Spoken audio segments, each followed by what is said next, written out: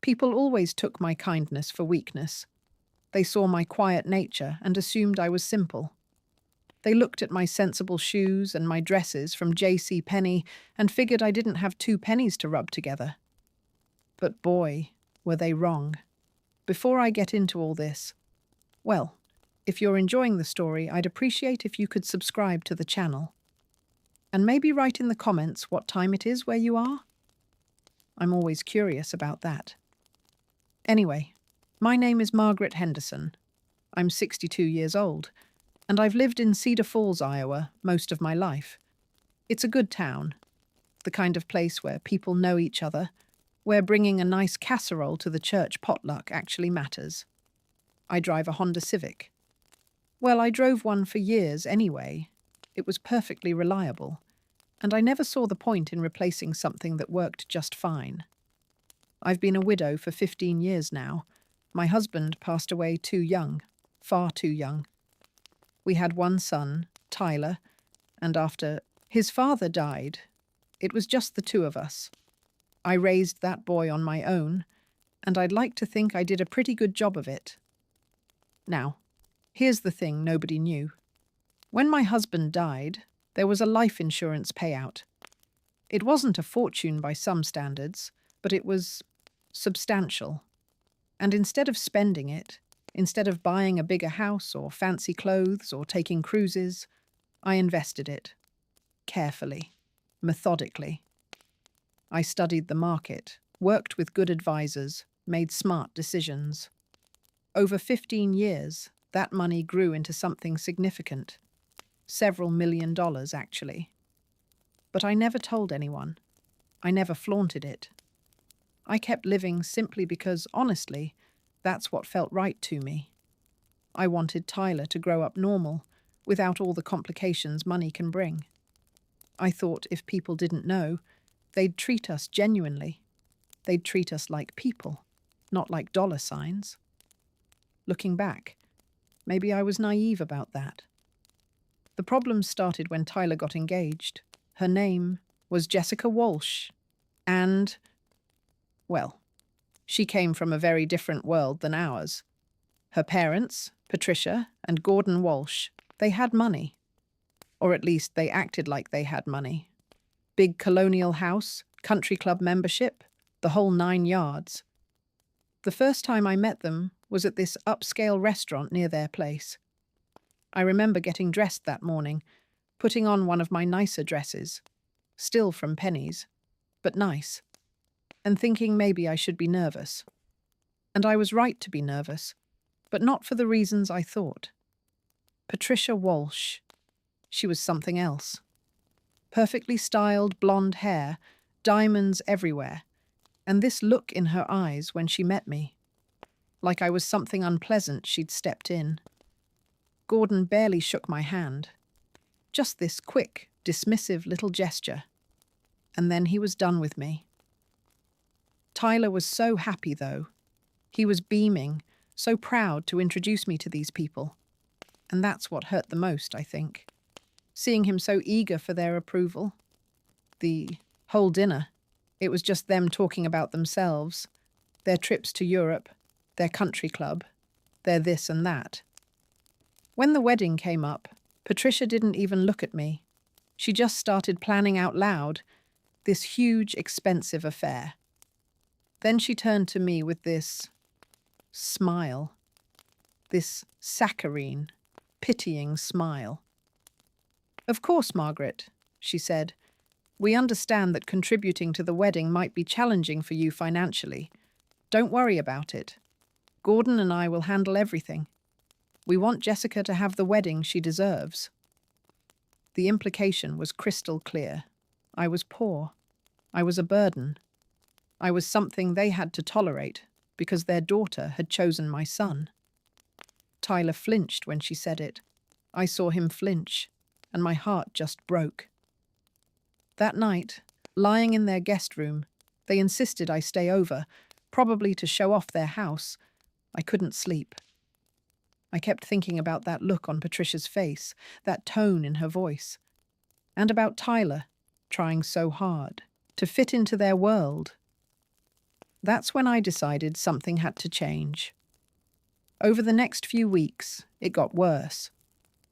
Jessica would call, not to ask my opinion about the wedding, but to inform me of decisions they'd already made. The contempt in her voice was so obvious. Patricia made comments constantly about my simple tastes and how I couldn't possibly understand their lifestyle. They treated me like I was stupid, like I was poor and stupid and lucky that they were willing to accept my son into their family. So I started making some calls. My accountant, Robert, wonderful man, been with me since my husband died. I called him up. Robert, I said, I need to set up a new company, an investment company. Tyler's going to run it. Robert knows me well enough not to ask too many questions. What did you have in mind? He asked. I want to know everything about Gordon Walsh's businesses. Everything. Where his money actually is, what he owns, what he owes. It took Robert about 2 weeks to get back to me, and what he found was interesting. Very interesting. Gordon Walsh was what my husband used to call house rich, cash poor. He had all these businesses, car dealerships, restaurants, real estate investments, but they were all leveraged, mortgaged to the hilt. His whole empire was built on borrowed money, and it was all propped up by one big project, the Riverside Shopping Centre and Medical Complex. This was supposed to be Gordon's retirement plan, his golden goose.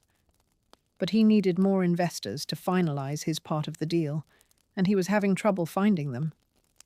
Well, isn't that something? I also called my lawyer, Sarah Mitchell. Sharp as a tack, that woman. I had her set up the legal framework for Tyler's new company, Henderson Investment Properties. Made sure everything was airtight. And then I started quietly buying up little pieces of land around that riverside development. Nothing obvious, nothing that would attract attention. Just strategic acquisitions. Meanwhile, the Walshes kept right on insulting me. Gordon even offered Tyler a job, sales manager at one of his car dealerships, commission only. He presented it like he was doing Tyler this enormous favor, giving him an opportunity. But I could see what it really was. It was a leash, a way to keep Tyler dependent on them, under their thumb. Tyler seemed genuinely excited about it, and that worried me. But I knew what I was doing.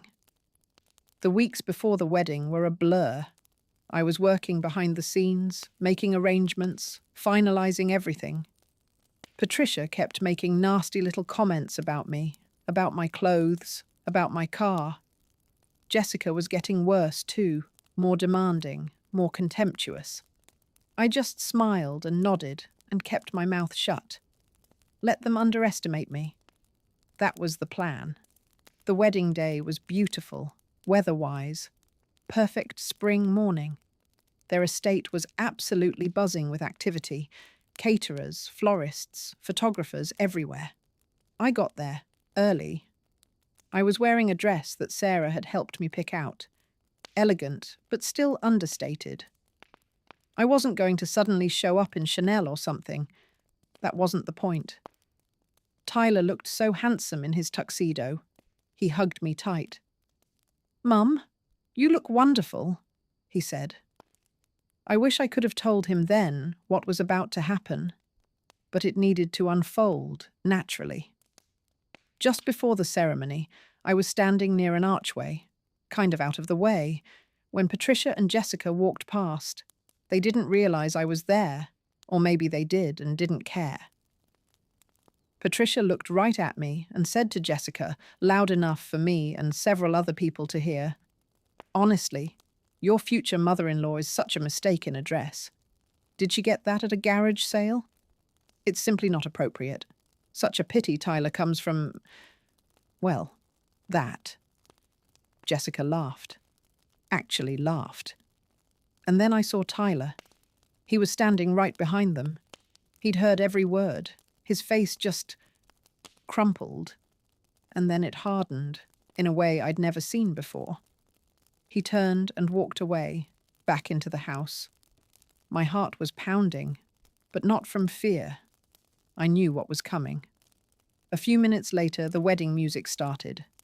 Everyone stood up, turning toward the doors, expecting to see Jessica in her big, fancy dress. But it was Tyler who came through those doors, and he wasn't smiling. He walked straight down the aisle and stopped in front of where the minister was standing. He turned to face everyone. "Ladies and gentlemen," he said, and his voice was steady, but you could hear the emotion in it.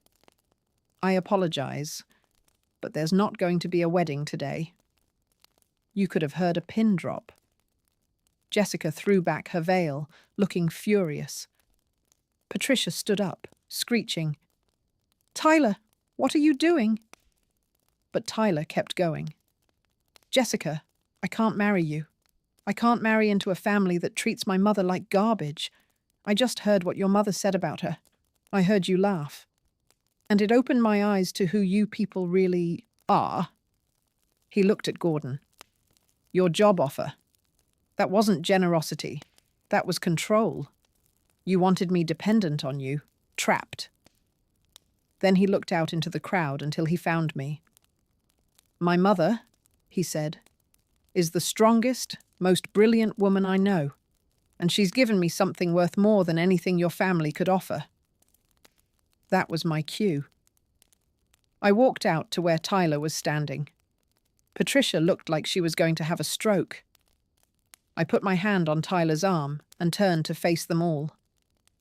"The wedding gift I'd planned," I said, speaking clearly, "was a check for $5,000, but my real gift is quite different." Patricia actually laughed. "Margaret, you have nothing to give. I have $4.2 million, Patricia," I said quietly. "Give or take. I've been investing carefully for 15 years. My Honda Civic and my Penny's dresses led you to make some incorrect assumptions about me." The look on her face. "Tyler is now the managing partner of Henderson Investment Properties, which I founded. And as of this morning, Henderson Investment Properties owns the controlling interest in the Riverside Shopping Center and Medical Complex." I looked at Gordon. His face had gone grey. "That's your retirement project, isn't it, Gordon? The one you leveraged everything for? The one you couldn't quite secure final funding for? Well, Tyler is effectively your new business partner. Your new boss, actually, on that project." Gordon sat down heavily. Patricia was screaming something about lawyers. Sarah Mitchell stood up from where she'd been sitting in the back. "All the paperwork was filed this morning," she said calmly. "Everything is legal and binding. And Mr. Walsh, your leveraged assets have been called due to non-payment. Your accounts are frozen pending resolution." It all fell apart so quickly after that. Gordon's businesses collapsed within weeks. They had to sell their big house, move to some small condo in another city. Their country club. Friends disappeared. Turns out those friendships weren't very deep. Jessica. I don't know what happened to Jessica. Tyler didn't keep in touch. Tyler, though. Tyler thrived. He found out he's actually really good at business. Henderson Investment Properties has done wonderfully under his management. He bought himself a nice car, not to show off, but because he wanted one and could afford it. He's grown into such a confident, capable man. We're closer than ever now. And me? I still live in Cedar Falls. I did buy a nice little cottage on the lake, though. Somewhere peaceful. Somewhere Tyler can bring his future family someday. I'm not sorry for what I did. Maybe I should be, but I'm not. They mistook kindness for weakness, and they needed to learn that lesson. My husband used to say, "Never show all your cards, Margaret." He was right about that. Anyway, if you liked this story, please like the video and subscribe. I'd love to hear your thoughts in the comments. And there's another story you can listen to if you click the box on the left. Thank you for watching.